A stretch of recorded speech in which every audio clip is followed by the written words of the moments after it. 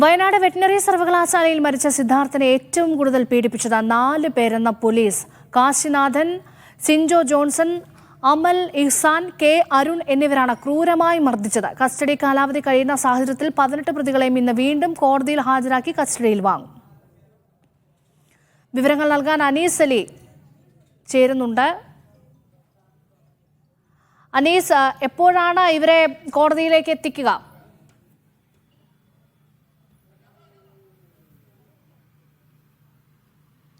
ഇന്ന് കോടതിയിൽ ഹാജരാക്കി 18 പേരെയും കസ്റ്റഡിയിൽ വാങ്ങും എന്നാണ് അറിയിച്ചിട്ടുള്ളത്. ഇത് പ്രധാനമായും ഇന്ന് ഇവർ ജാമ്യത്തിന് വേണ്ടി ശ്രമിക്കുന്നു എന്ന അറിവ് ലഭിച്ചതിനെ തുടർന്നാണ് പോലീസ് ഇങ്ങനെ ഒരു നീക്കം നടത്തുന്നത്. ഇവരെ യഥാർത്ഥത്തിൽ തെളിവെടുപ്പിന് എത്തിക്കേണ്ട ഒരു സാഹചര്യം ഇപ്പോൾ അടിയന്തരമായി ഇല്ല എന്നാണ് പോലീസ് അറിയിക്കുന്നത്. പ്രധാനപ്പെട്ട പ്രതികളെ ഇന്നലെയും കഴിഞ്ഞ ദിവസവുമൊക്കെയായി സ്ഥലത്തെത്തിച്ച് തെളിവെടുത്തിരുന്നു.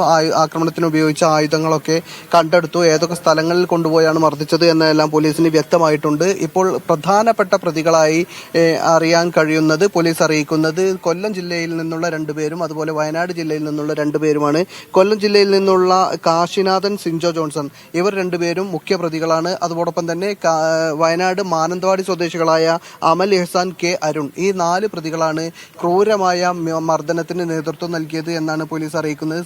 സിൻജോ ജോൺസനെ സംബന്ധിച്ചിടത്തോളം ക്രൂരമായ മർദ്ദനത്തിന് സിൻജോ ജോൺസൺ നേതൃത്വം നൽകിയെന്ന് അറിയിക്കുന്നുണ്ട്. അവിടെ ഉണ്ടായിരുന്ന ഒരു ഗ്ലൂ ഗൺ അതിന്റെ കേബിൾ ഉപയോഗിച്ച് ഓരോ ചോദ്യത്തിനും അടിച്ചിരുന്നു, പുറത്തടിച്ചിരുന്നു, അതുപോലെ ചാടി തൊഴിച്ചിരുന്നു തുടങ്ങിയ കാര്യങ്ങളൊക്കെ സിൻജോ ജോൺസന്റേതായി പോലീസ് അറിയിക്കുന്നുണ്ട്. അതോടൊപ്പം തന്നെ ഈ 4 പേരും അതിക്രൂര മർദ്ദനത്തിന് ഉണ്ടായിരുന്നു. ഈ 4 സ്ഥലങ്ങളിൽ വെച്ച് മർദ്ദിക്കുമ്പോഴും ഉണ്ടായിരുന്ന പ്രതികളാണ് ഈ 4 പേരും. എന്തായാലും അതിക്രൂരമായ പീഡനത്തിന് സിദ്ധാർത്ഥൻ ഇരയാകുമ്പോൾ ഇവർ പൂർണ്ണ സമയവും ഇവർ കൂടെ ഉണ്ടായിരുന്നു എന്നാണ് അറിയിക്കുന്നത്. അതുകൊണ്ട് തന്നെ 1, 2, 3, 4 പ്രതികൾ യഥാക്രമം ഇവർ തന്നെ ആയിരിക്കും എന്ന് പോലീസ് അറിയിച്ചിട്ടുണ്ട്.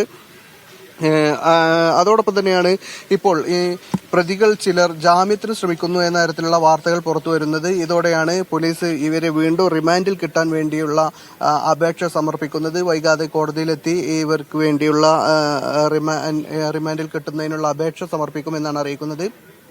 ഇപ്പോൾ ഇന്നലെ വരെ ഉണ്ടായിരുന്ന അതിശക്തമായ സമര പരമ്പരകൾക്ക് ഇന്ന് ജില്ലയിൽ ഒരു അയവ് വന്നിട്ടുണ്ട്. ഇന്നിപ്പോൾ ഈ പ്രതിഷേധ ദിനമായി ആചരിക്കുന്നുണ്ട്. UDF പ്രവർത്തകർ ജില്ലയിൽ പ്രതിഷേധ ദിനം ആചരിക്കുകയാണ്. അത് ഇന്നലെ നടത്തിയ KSUവിന്റെയും MSFന്റെയും മാർച്ചിന് നേരെ പോലീസ് ലാത്തിചാർജ് നടത്തിയതിൽ പ്രതിഷേധിച്ചാണ് ഈ ഒരു പ്രതിഷേധ ദിനമായി ആചരിക്കുന്നത്. അതോടൊപ്പം തന്നെ സംസ്ഥാന വ്യാപകമായി KSU വിദ്യാഭ്യാസ ബന്ദിന് ആഹ്വാനം ചെയ്തിട്ടുണ്ട്. വിദ്യാഭ്യാസ ബന്ദാണ് ഇന്ന് ഉള്ളത്. അതോടൊപ്പം ഈ KSUവിന്റെ ഇന്നലെ വരെ ഉണ്ടായിരുന്ന അനിശ്ചിതകാല നിരാഹാര സമരം ഇന്നലെ വൈത്തിരിയിൽ നിന്ന് അവസാനിപ്പിച്ച് അത് സെക്രട്ടേറിയറ്റ് പടിക്കലേക്ക് മാറ്റിയിരിക്കുകയാണ്. സെക്രട്ടേറിയറ്റ് പടിക്കൽ യൂത്ത് കോൺഗ്രസിന്റെയും അതുപോലെ തന്നെ KSUവിന്റെയും മഹിളാ കോൺഗ്രസിന്റെയും ഒക്കെ സംസ്ഥാന അധ്യക്ഷന്മാർ നിരാഹാരം ഇരിക്കുകയാണ്.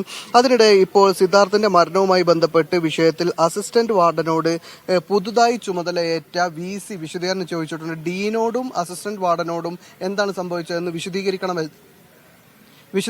എന്നാണ് ആവശ്യപ്പെട്ടിരിക്കുന്നത്. എന്നാൽ ഇതിന് തങ്ങൾക്ക് 2 ദിവസത്തെ സമയം വേണമെന്ന് ആവശ്യപ്പെട്ടിരുന്നെങ്കിലും അത് കഴിയില്ല, ഇന്ന് 10 മണിക്കുള്ളിൽ നൽകണം എന്ന് ആവശ്യപ്പെട്ടിരുന്നു. ആ റിപ്പോർട്ട് ഇപ്പോൾ സമർപ്പിച്ചിരിക്കും. എന്തായാലും ആ റിപ്പോർട്ട് പ്രകാരം അവർ തങ്ങളുടെ നടപടിക്രമങ്ങളിൽ ഒരു വീഴ്ചയും വരുത്തിയിട്ടില്ല, തങ്ങൾ കൃത്യമായി കാര്യങ്ങൾ ചെയ്തിട്ടുണ്ട് എന്ന് തന്നെയാണ് സമർപ്പിക്കുക എന്ന് അറിയിച്ചിരുന്നു. എന്തായാലും അത്തരമൊരു റിപ്പോർട്ട് തന്നെയായിരിക്കും ഇപ്പോൾ നൽകിയിട്ടുണ്ടാവുക. അതിനിടെ ഇപ്പോൾ ഇന്നലെ മുതൽ 5 ദിവസത്തേക്ക് കോളേജ് അടച്ചിട്ടുണ്ട്.